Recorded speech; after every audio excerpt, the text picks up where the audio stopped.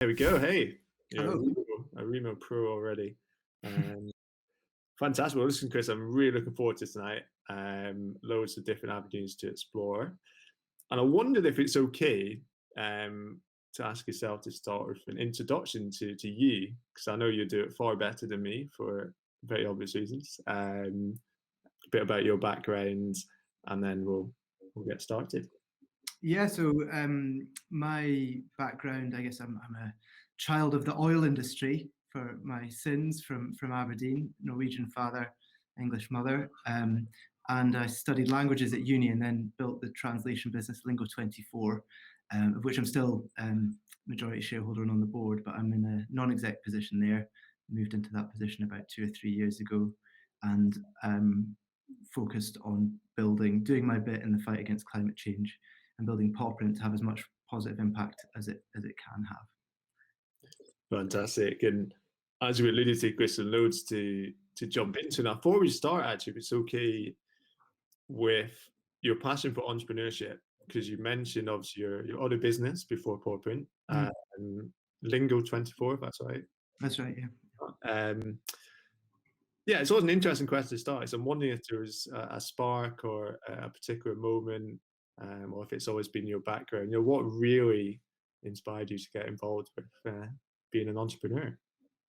I think I'd always had it in me. The first time it was obvious to my parents was when I used to get 20p a week pocket money at school, and I used to get the bus into Aberdeen to school and buy these like chewing gums that had transfers wrapped around them for 1p at a time. You could get them in, showing my age maybe a bit there.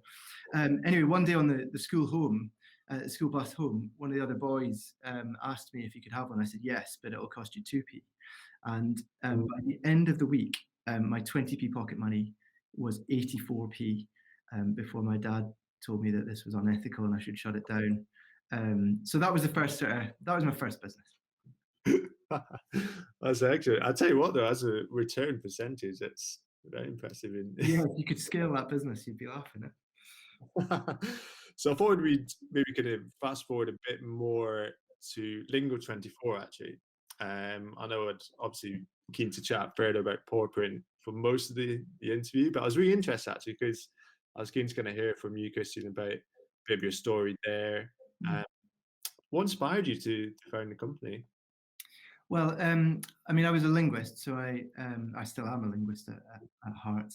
Studied French and Italian at uni, and I was on my year abroad as an English language assistant in Italy when the whole dot-com boom was happening, and that was a fantastic year. I didn't have too much pressure on me, and I was sort of dabbling around with things, bit of share trading with a student loan, and I heard about this internet thing, and I thought that sounds great, and it's going to be generating a hell of a lot of new content. And if you've got people who are starting to sell things online, it's just as easy for them to sell those things online in France as it is in the UK and so on. So set up this website called tgv24.com initially.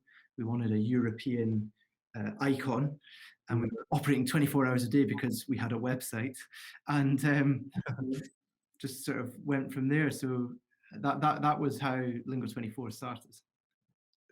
Fantastic. And I've got another follow-up I was keen to dive into, and I hope these numbers are accurate. I think you mentioned, in terms of revenues at least, growing to, I think it's around $12 million plus.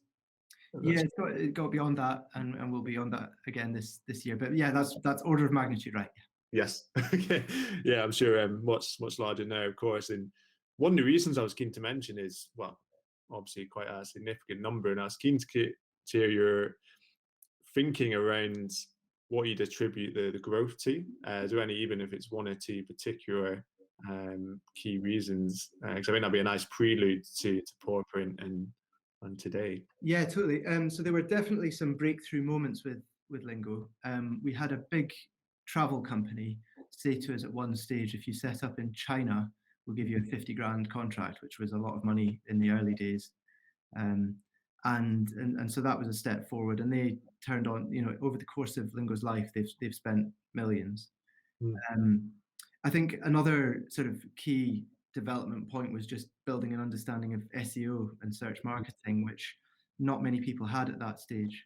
And that really gave us this flow of business that meant that the business was growing, into the sort of low millions of revenue almost effortlessly. It was almost like it was on autopilot, which was great. And I guess we were just lucky with timing and the fact that we got a grip on SEO. And then I think in later years, a lot of it was about building relationships with big accounts who are going to be, we moved from an account of 50 grand being really exciting to accounts of, a million or two being really exciting, and working out how you could be strategically valuable. So it's a business that sort of evolved over time, and was sort of quick to learn, I think, was the main thing it has indeed.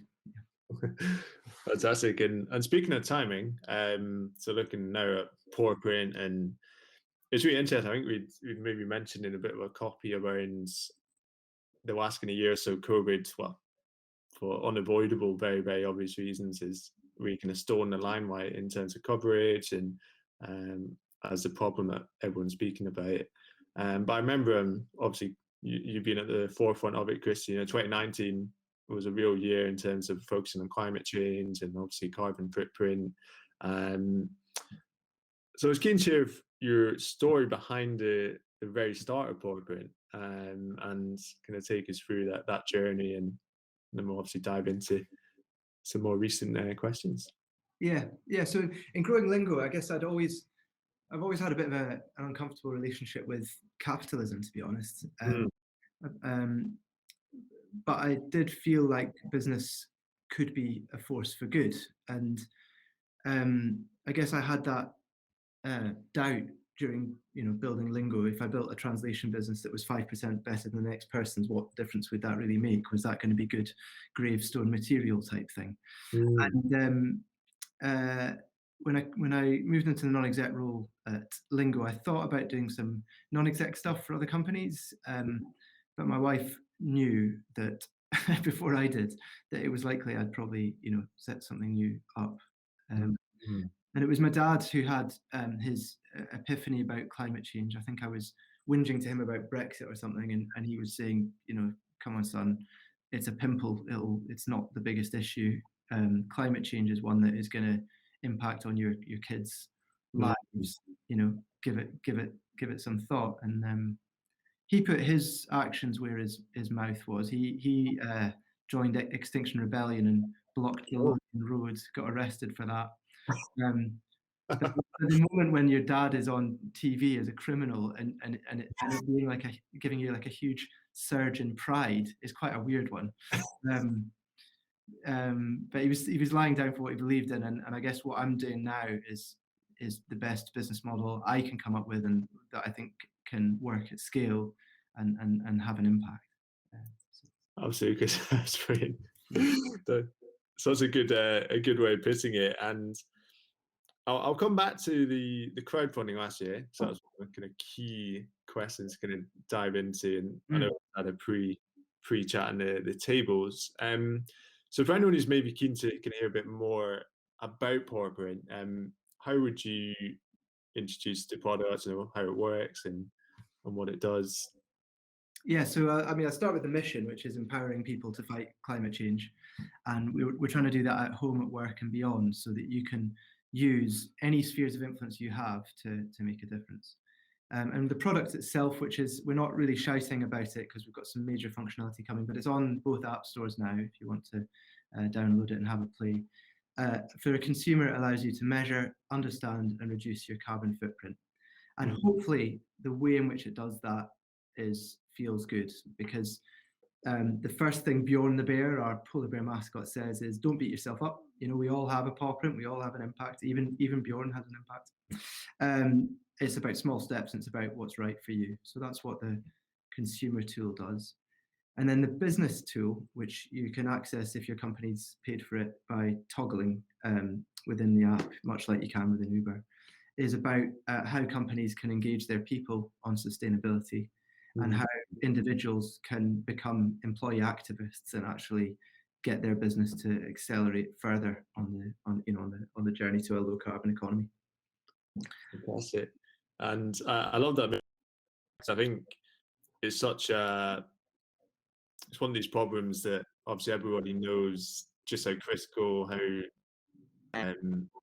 important, how much urgency there is around climate change. And I know it's been from my own experience, it's potentially hard to be overwhelmed. It's this sense of it's such a big problem that I'm one person, how can we possibly change? So I think that's such a positive way of putting it. And I wonder if this had a factor to play in the crowdfund, because to me that kind of speaks to just how many people you were able to inspire to invest, and obviously support the mission. I wonder if you could talk us through the crowdfund last year, how you approached it, your kind of strategy going into it. Obviously the result in the end really positive. Pandemic especially, even more impressive. Yeah. I mean, we actually did 2 crowdfunding raises last year. One was one that we had planned to do, and then the pandemic hit, and it was like, oh my God, can we do this? Can we look people in the eye and ask for their money when people are dying and there's a crisis? So we almost pulled it, but one of our investors said something about needing something positive, needing something hope to sort of get behind, and so that was enough to push us on. I think the first one was different because we'd already raised some money from private investors, from angel investors, and then we went to Crowdcube, apportioning some of that to the raise, and then trying to raise more to build the sense of it being a movement and a community. The second one we did it all in a real rush, without too much, hugely well organized, and we relied on the momentum that we could build from the really positive news that was coming through, whether that was, Brewdog coming on board, Standard Life coming on board, Gareth from Skyscanner investing, and generally, raised determination from people to do something about climate change and to invest in a business they could believe in, which is really fundamentally what I'm trying to build here. A business that people can believe in, but also a business that actually supports other businesses to be businesses you can believe in. Excellent. And one of the words you'd mentioned that is a bit of a buzzword right now, especially in COVID, was community. And what strikes me, Christian, is how you've been able to get a message out about your mission, so effectively to, like you're saying, build this momentum with so many people. If you were speaking to any of the kind of founders today, or future founders who want to build a community too, are there any tips that for you have been quite useful with the community aspect? That's a really interesting question. Yeah, I mean, I think we're still at a very early stage in terms of building a real community around what we're doing, and I think there'll be different groups that we try to work with. So one group will be within the larger companies we're targeting. It'll be the sort of eco champions, the people who aren't necessarily senior but are really passionate about this and will, evangelize about things like Pawprint and hopefully Pawprint in time. So I think it's important to be, I guess that I mentioned that because it's important to be quite focused on, who the types of people who you want to be part of that community, and see what's the value that you're going to bring to them, and just double down on delivering that value would be my advice. Excellent. And similar follow-up actually, in terms of tying it into persuasion, I suppose. I'm sure most people here, similar to myself, and obviously you, Christian, are really passionate about helping climate and thinking about carbon footprint, and considering themselves part of this movement. How have you approached the issue of people who are a bit more skeptical? I guess the late adopters who I suppose naturally come at a later stage, but I'm wondering if you've ever had any approach to persuading people who need a bit more persuading, if that makes sense. Yeah, interesting. I mean, we're not really focused, because I think the numbers are 88% of the UK population are are concerned or very concerned about climate change. Mm. So we've got a big market to go after there. And I guess our view is that it's a bit too much effort at this stage to persuade the Yes. remaining 12%. Yeah, we've not really done it. I mean, I think one of the motivating factors for me, and I think for a lot of people in this, is family, especially people who've got kids or grandkids, because you know that it's going to severely impact on those younger generations if we don't really pull our fingers out and make drastic, uncomfortable changes. Yeah. Excellent. I see got some really good questions that's come in already. So I'm looking forward to coming back to later on. Good question for me. I'll come back to that later. So yeah, the quest obviously powering up. So if you have any, so I'm sure you do, make sure you get them in. So I was keen to speak a bit more about Brewdog, Christian. I know that's such a kind of big name, and obviously James and the team really been seen as thought leaders in the climate space now. Mm-hmm. How did the deal come about? Do you have any insights to kind of share on that side of things? Yeah, absolutely. So I've sort of known James a little bit from entrepreneurial circles, both from the northeast of Scotland, and he won a competition the year after we did with Lingo and stuff like that. So I've sort of known him, a very little bit. Met him two or three times before Pawprint days, and I knew when I was thinking about angel investors that I'd love to get him on board. I'd love to, get his insights and his amazing marketing capability on this. And I didn't really know at that stage how important sustainability was to him. But it turns out that he's been on his own sort of journey, learning about it and understanding it.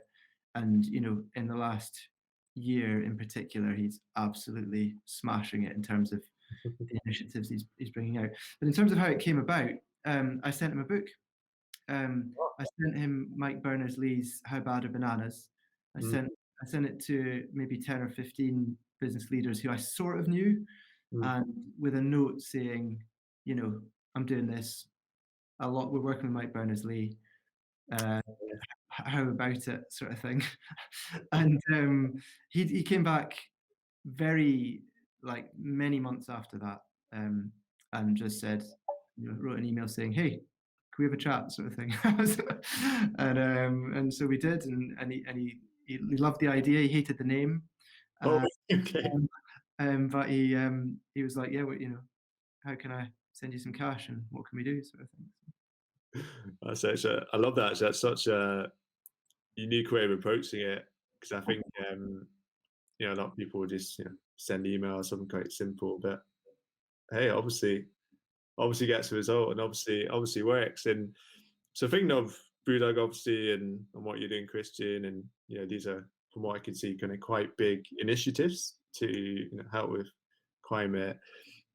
One question I was keen to ask, and this is almost designed to be kind of takeaway. I'm not sure if it's kind of feasible, because obviously it's a big problem to solve and big steps to take per person. But I was wondering if you had to pick, say, one or two really simple, really easy changes to make that had the biggest impact on your own carbon footprint. On mine? Yeah, or for anyone listening today, as an individual. I'm sure there's many, but if you had to pick one or two. Yeah. So, I mean, there's obviously been a load of hype around becoming a vegan, moving to a plant-based diet. And I think that is one that is, we all eat, and our diets account for, I think, 25% of the average pawprint, and that's going up as the overall pawprints come down because of our renewable energy mix. So the one that I think is a universal is moving to a more plant-based diet. And if you are, and I'm not a completely plant-based, but I'm going more and more plant-based with every passing month.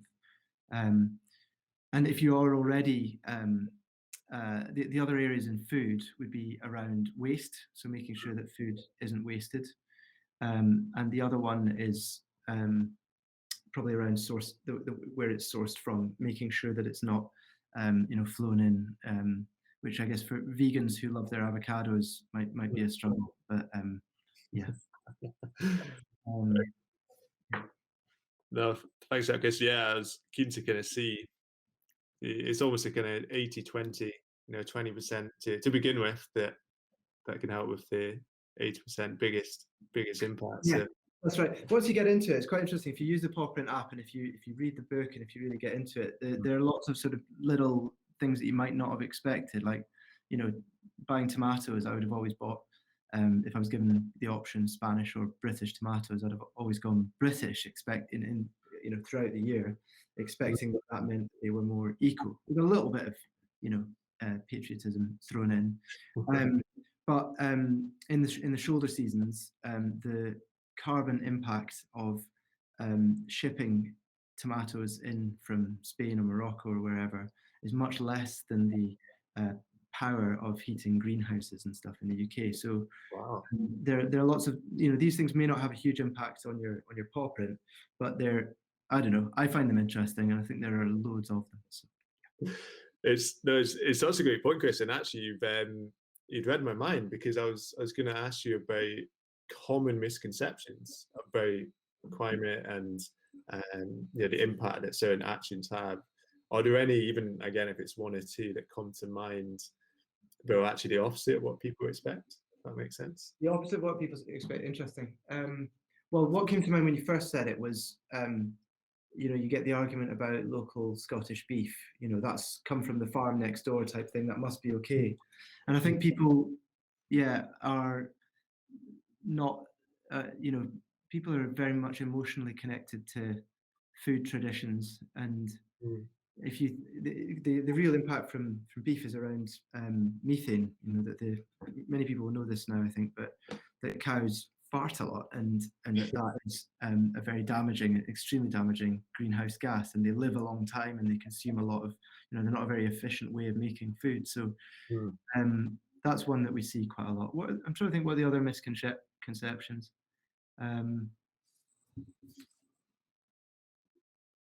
That people really sort of struggle to get to grips with.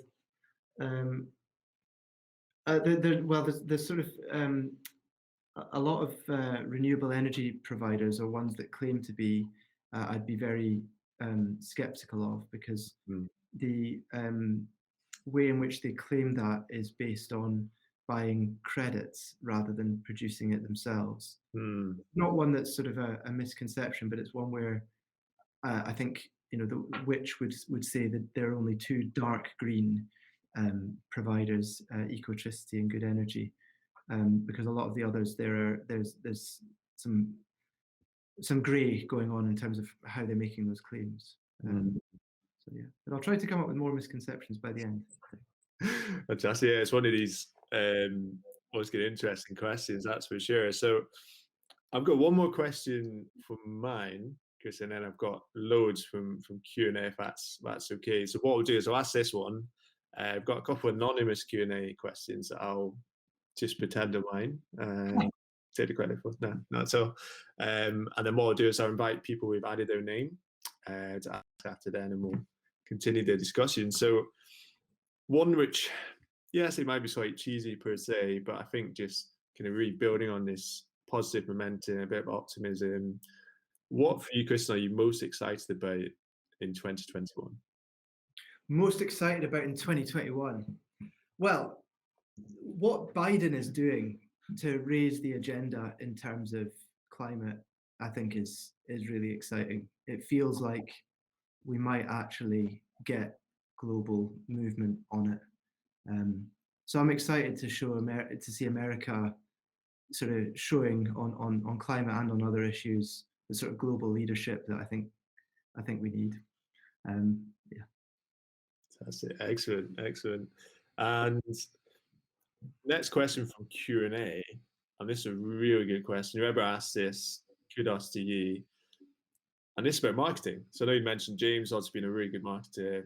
Yeah, I think most of us follow him on LinkedIn. I can imagine, very good at getting his message out, very quirky himself, very natural.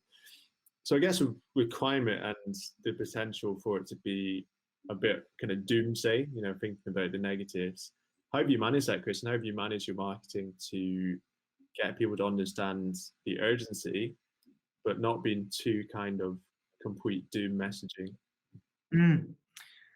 I think you've got to, acknowledge the urgency, the fact it's a crisis, and all of that, because it just is. And I guess but people don't function that well unless they understand that there is a clear, positive path out of it, and start things with belief. And I guess in our team, there's a definite determination and belief that we can do something about this, and that this is how we want to spend our time. Mike Berners-Lee speaks in his book "There's No Planet B" about the sort of oddity of our society, and that so many people, so many of our, the brightest and best people, you knew at school and uni, will go off to jobs that are not working on the world's biggest problems. Jobs in big tech companies that are fundamentally just trying to sell you stuff you don't need, or lawyers and accountants that are maybe supporting those businesses, whereas we would want our best and brightest people working on the world's biggest problems, whether that's to do with healthcare or inequality or climate. So I don't know. I'm not sure if I'm answering your question very directly at all, Deck, but I think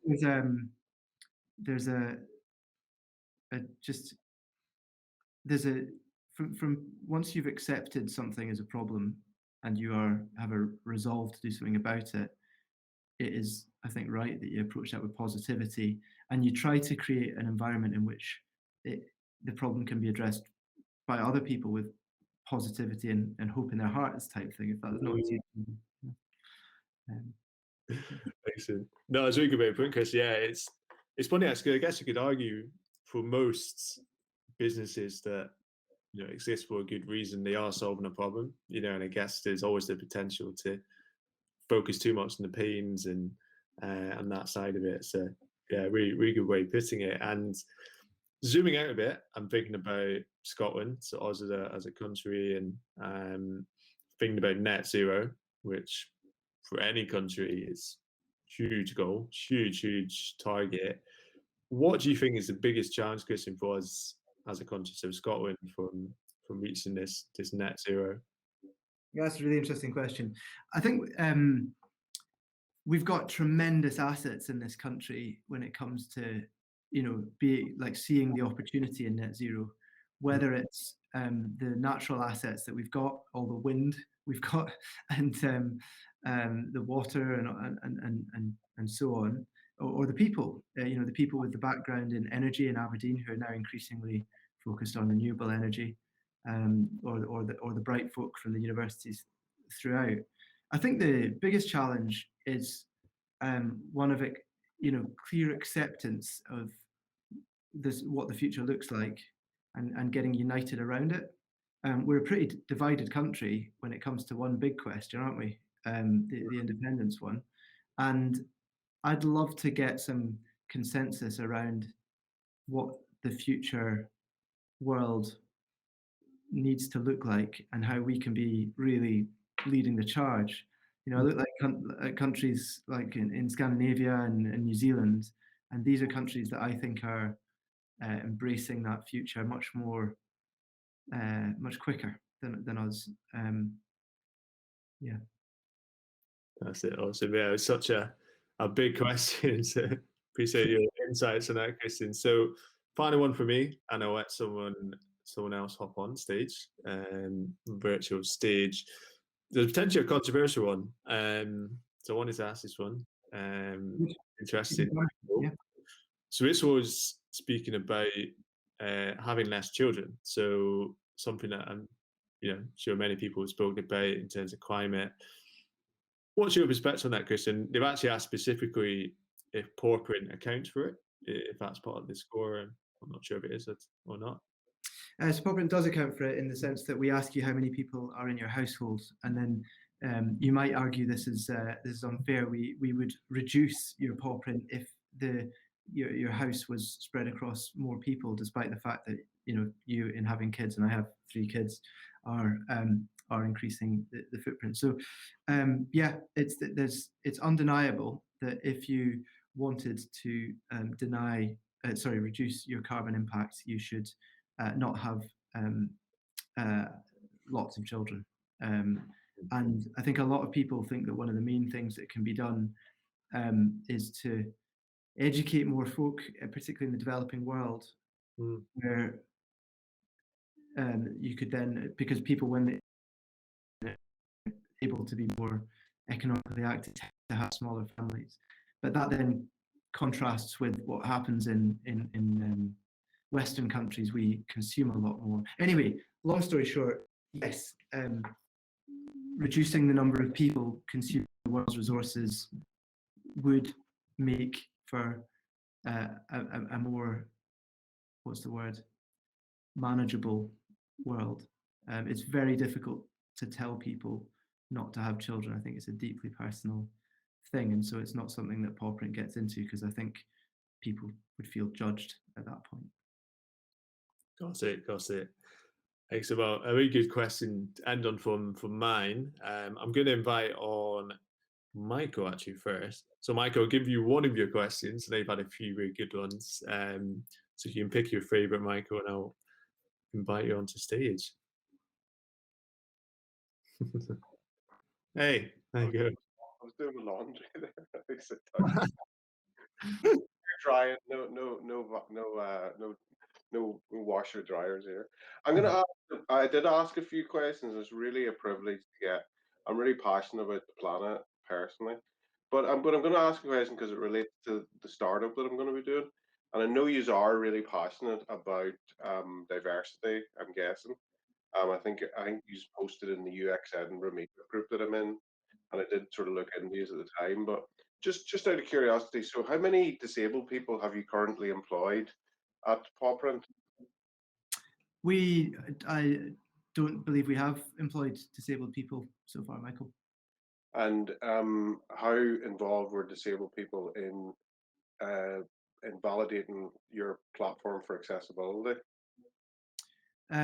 There've been some measures taken, but I suspect that we're not as accessible as we might be, Michael. Is there? Have you checked it out? Have you got anything that? No, not at all. No. The company I'm setting up is going to be connecting disabled people with remote work.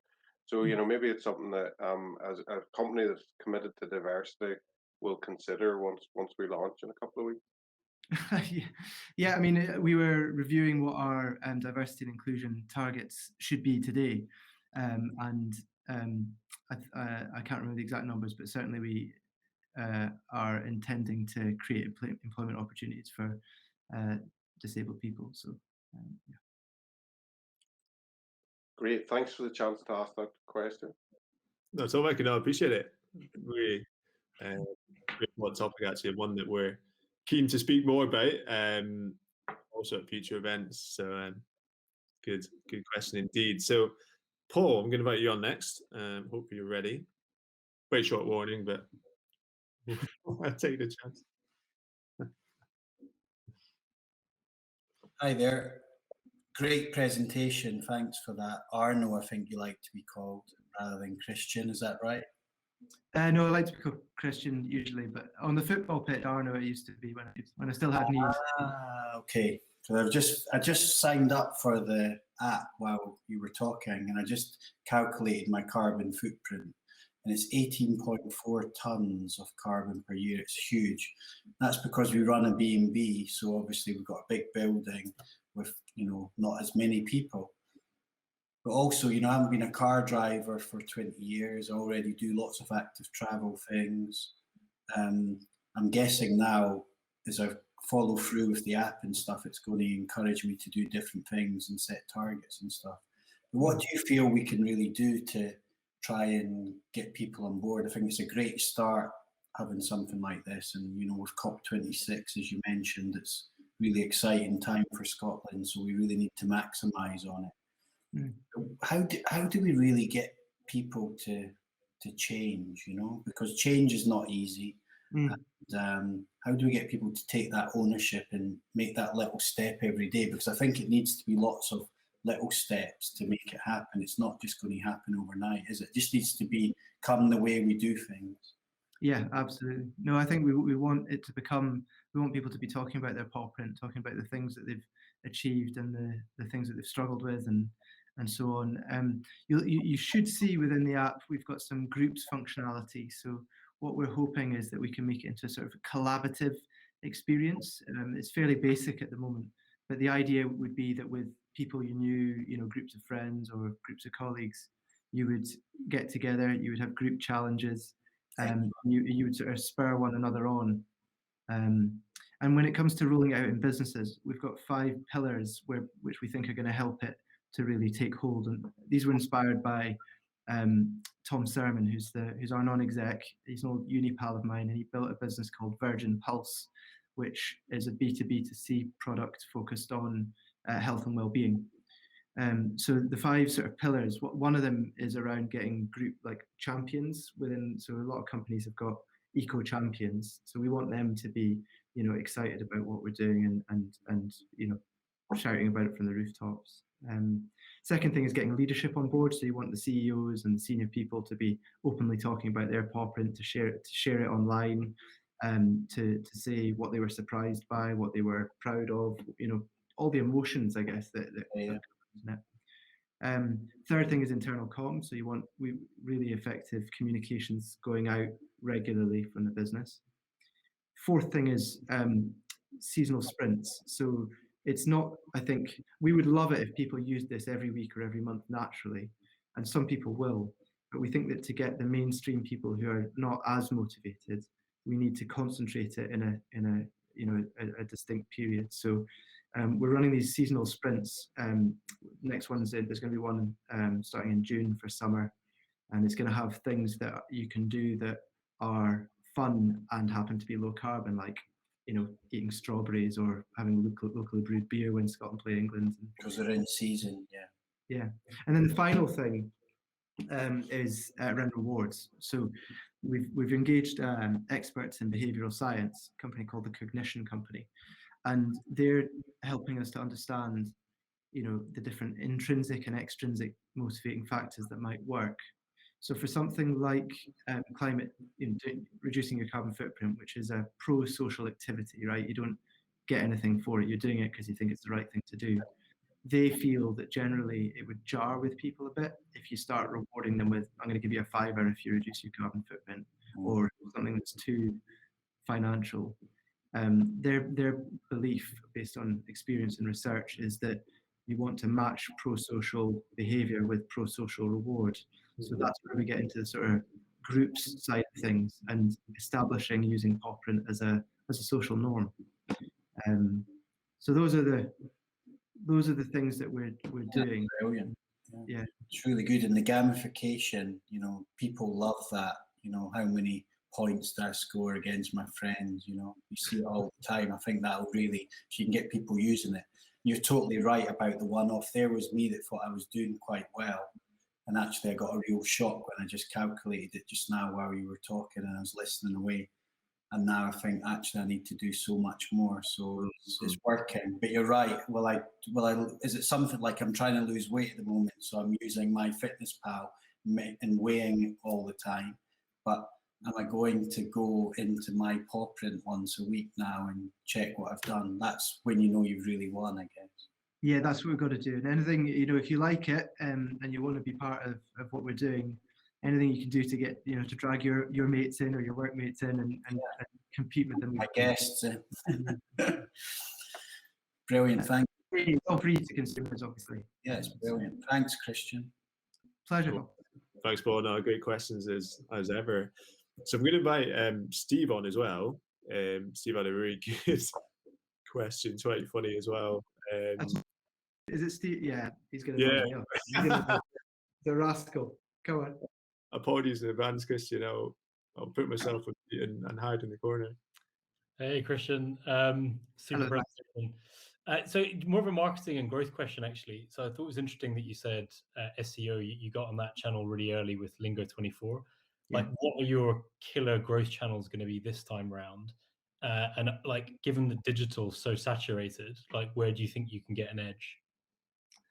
I mean, I think I sort of hesitate to call it a killer growth channel, but I think that it's the companies that we're dealing with and the organizations. Like, we've got one organization that's got 1.3 million, what would you call them, members, that's wanting to really, and engaged people who they want to push it out to. So I think it's with these 5 pillars, if we can work through those organizations that want to carry that influence more widely, I think that's our channel.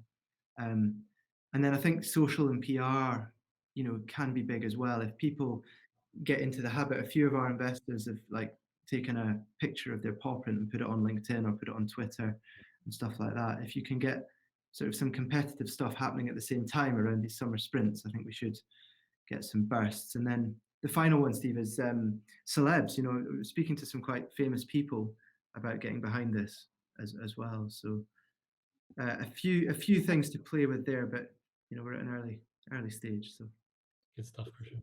Yeah.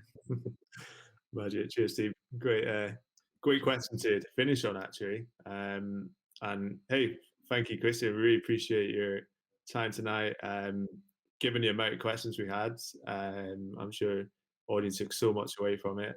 And absolutely, and for me, as somebody really looking to get more into sustainability and my own carbon footprint, I just love how you've, similar to what Paul said, the gamification, the message around small changes, I feel it's quite empowering. I'm sure you've heard this many times, but I wanted to kind of share that on my end. And yeah, obviously Trevor tonight as well, I'm pleasure to see people. We'll still be around for a bit. Will bring us onto the tables again. So we're obviously keen to kind of chat a bit more, connect with everyone. I think that would be awesome. That's what we're here to do. And yeah, is there anything, Christian, you'd kind of be keen to share to finish, or where people can find you?